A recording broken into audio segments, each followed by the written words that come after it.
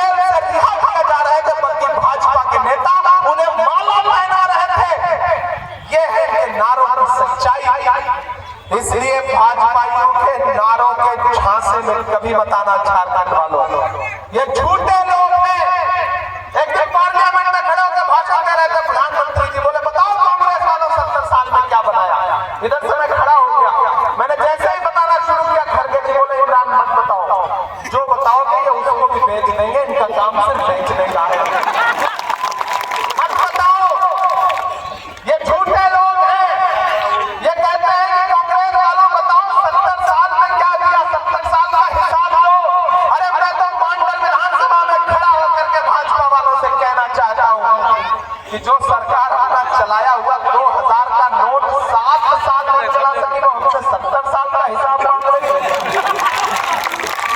शर्म करो भाजपा वालों, समाज को बांटना बंद करो।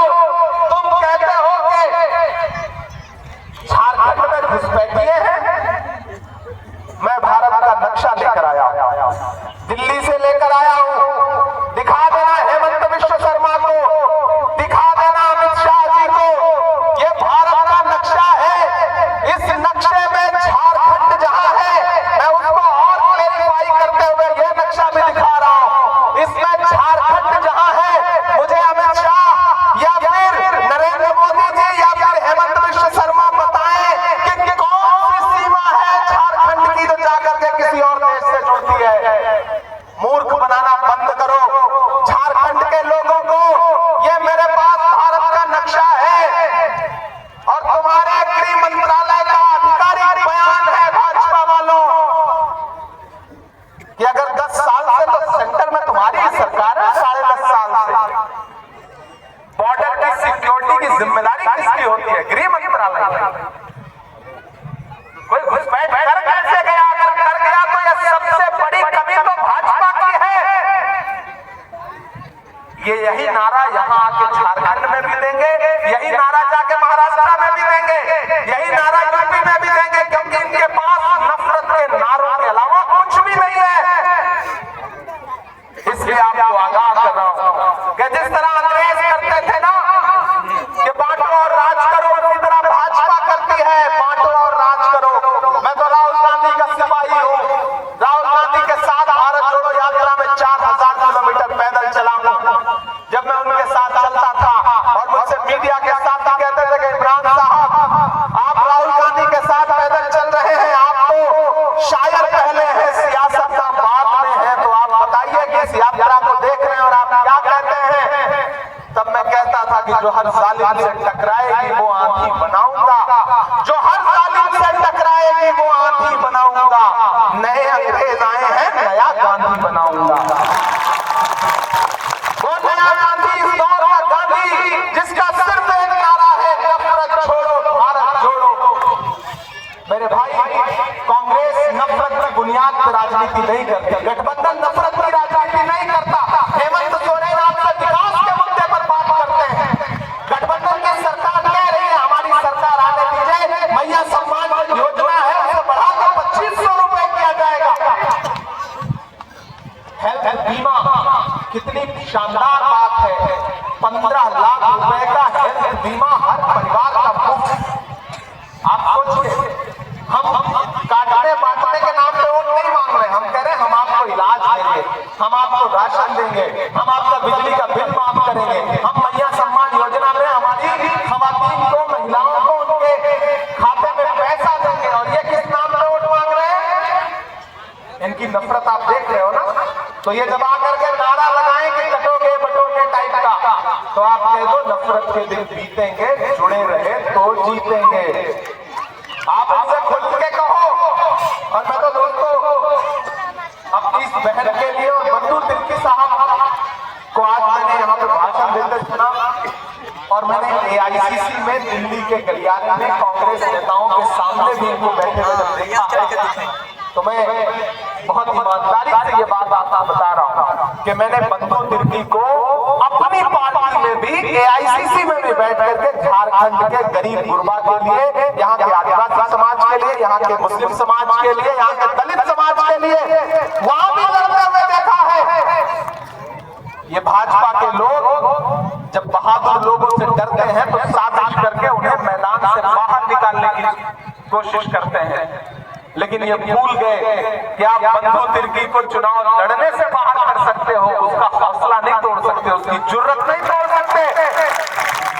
और मुझे खुशी है कि बंधु तिर्की जी की विरासत को संभालने के लिए शिल्पी जैसी एक बेटी है जो मजबूती के साथ उनके काम को, उनके इरादों को, उनके हौसले को लेकर आगे बढ़ रही है, जो मेरी बहन की तरह है। मैं उस बहन के लिए आपसे अपील करने आया हूं कि इस इलेक्शन में उस बहन का सपोर्ट करिए। और ये भाजपा के लोग आपके बीच में आए और आप सभा में रहो तो उनसे पूछ लेना कि भाई वो क्या हुआ उनका वादा जब उन्होंने कहा था इस देश के खजाने की चाबी मुझे सौंप दो, मैं देश नहीं लूटने दूंगा, चौकीदारी करूंगा। यही कहा था ना, याद है नरेंद्र मोदी जी ने क्या कहा था? भाइयों बहनों, खजाने की चाबी सौंप दो, मैं चाबी नहीं लूटने दूंगा। अब तो मैं पार्लियामेंट में भी उनसे पूछता हूँ कि कहाँ सोया है चौकीदार? थक गए क्या? लगना चाहिए मैं मांडर में